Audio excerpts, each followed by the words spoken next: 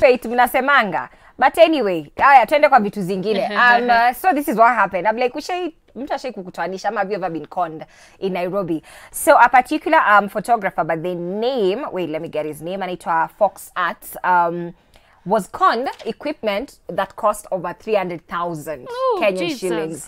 So what happened is, you see the way you can call someone, you guys are having a thingy somewhere, then you call someone and you're looking for a photographer to come and maybe take pictures or videos or something. Then you call someone, then you tell them you've been referred to by someone else because the photographer you wanted to use told you that is not available. So he was like, you know what, you can use this person. So that is what happened. So the guy, equipment zake akapack everything and he went to the house, of which this was in it's an Airbnb called Boon Apartments in Roysambu. So the guy went over there. So by the time alishtukia, ali pass out, aliamka 8 p.m.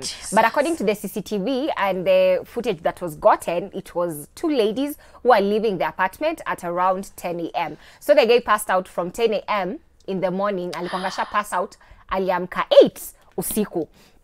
And this is what, he went to report and also he went to hospital and the guys checked, what he had been given because, they were checking his toxicology results.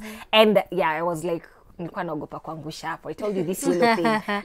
But this is the drug which they said they found. It's called benzodiazepines. I'm not sure whether it's pronounced like that, but that is what they got. And it's a sedative sort of medication that, makes you wary. Your brain stops functioning. Your body's just not functioning.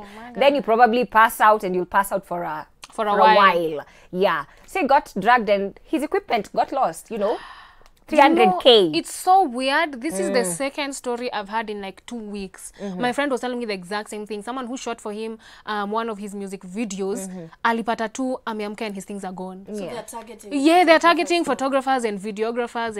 Nairobi. Nairobi. Wasichana. Ogopa wasichana, my friend. It's so Can sad. you imagine passing out at like 10 and waking up at 8 and all your things are gone? But also it's Roysambu. I don't know why we expected him. Oh, and then the funny thing, let me say this. Apparently, the owner of that Airbnb, the one who's like, controls and books and everything, she says she didn't get details for the 2 women who were in that apartment. Jesus, so like, why? are you like guys accomplices or what? Because it's so funny. Why don't you have the information? How do you not have information of people who have come to stay in your at a Airbnb? House? And you don't know who they are. Airbnb ikona kila kitu. It's like a self-contained. Exactly. Yeah.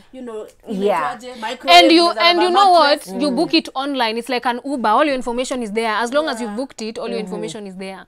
Something fishy going on. So it's just so funny. But hopefully ataweza kupata. And let's hope so. Equipment, it's a lot. 300K, that's a lot of worried equipment. about not even the money, because the money you can replace, but the fact that you could potentially kill someone by giving them mchele, because it's like mchele. Yeah. Wow. So sad. Be careful where you go.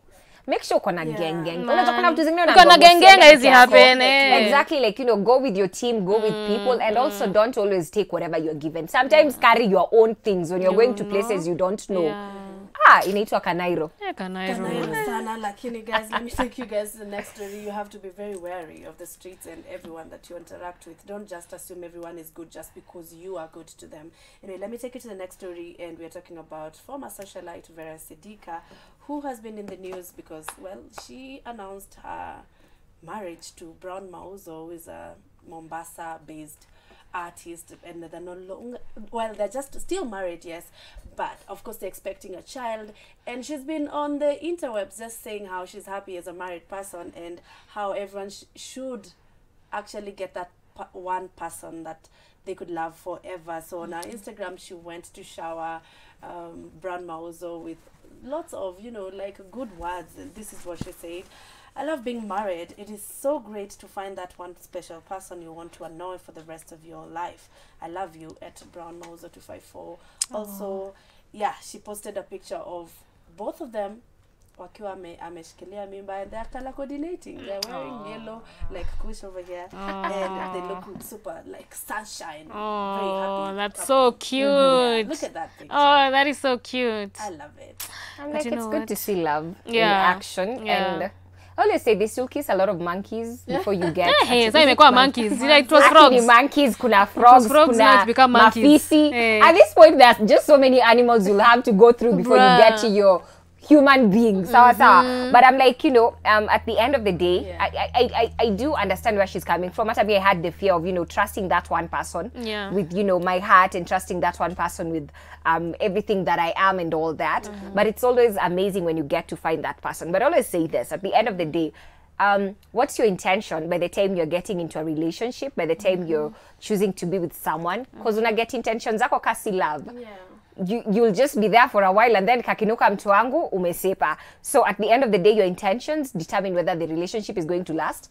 You know, we've seen people in relationships and they couldn't stand the test of time. That's true. Because, you know, when it got hot, guys are like, yo, I'm out of there. True, that's true. Be very intentional with your relationships. Yeah, me all I have to say is, God, I have seen what you have done for others. I have seen what you have done for others. Single season. Hey, I've embraced it to the fullest, man. Actually, you know what? I take that back. But future husband, if you're watching, I'm still manifesting you. Anyway, so let me take you. Felix. Felix, please, Felix, comment section. Bako umekumbuka jina yake, hata nilikuwa nimesahau. Nakwambia last week umeshinda ukimsema mpaka imagine. Kuna msema anashinda akiniambia I'm here. Comment section, I'm sure say hata comment. Felix, cheza kwa wewe. Ukicheza reply DM. Manifestation. Speaking of love and manifesting boyfriends, so we all know Maureen Waititu. She's a social media influencer, and you know, mother of two, former I don't know if it was wife or fiance to Frankie. They had a very messy breakup, but I'm talking about some good news today, because it seems like she has found love again. And in what place? In Bogota, Colombia. That is in South America. Who South America? Pablo Escobar. Hey, Pablo. Hey, Pablo Escobar. Yes, so she is in Bogota, Colombia with her king. Of course, she shared those, you know, those, I don't know how to explain it. Let me just explain it as, you know, those vacation pictures. Shikilia mkono lakini uoni mkono ya chali unaona tu mimi, right? So this is what she captioned.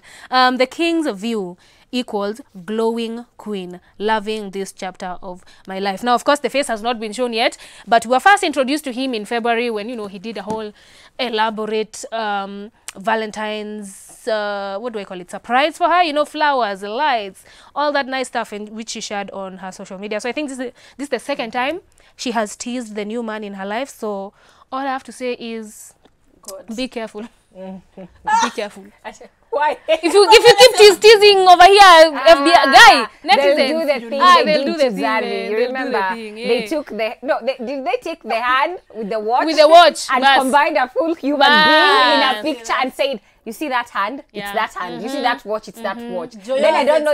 I have experience. There's a shoe that came from somewhere. Bruh, hey.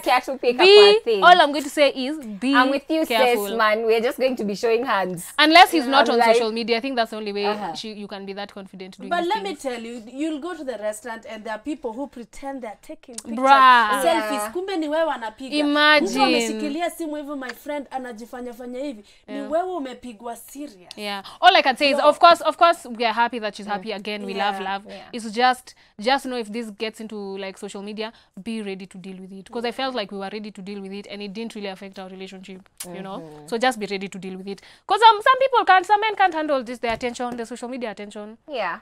I'm like, I feel like something that has worked for it was you just don't shugulika with what people have to say online. You get, at the end of the day, just, you know, pay attention, mind your own business, mind your own relationship. Yes. You don't have to respond to any negativity. You don't have to.